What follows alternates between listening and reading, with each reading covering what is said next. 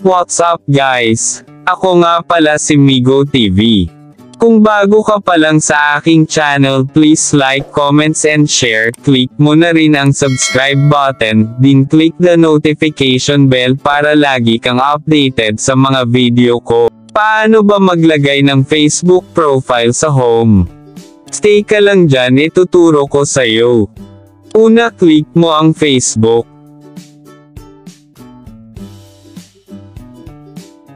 Dito may makikita ka home, watch, page, notification at 3 linya. Dito natin ilagay ang profile sa gitna. I-click lang natin ang 3 linya.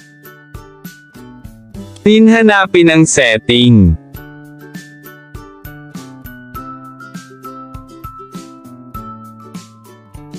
I-click ang shortcut.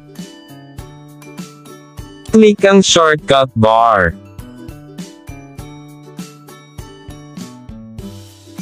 Dito makikita ang profile, watch, page, gaming at iba pa. I-click natin ang profile, ilagay natin sa home. Click profile. Click pin.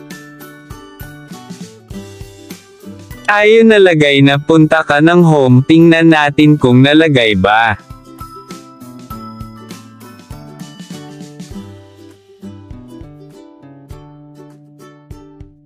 Ayun, nalagay na, may profile na tayo sa home. Hanggang dito na lang ang video na ito. Kung may natutunan ka sa video na ito, please click subscribe button, and like, comments, din click mo rin ang notification bell para lagi kang updated kung may i-upload akong bagong mga videos.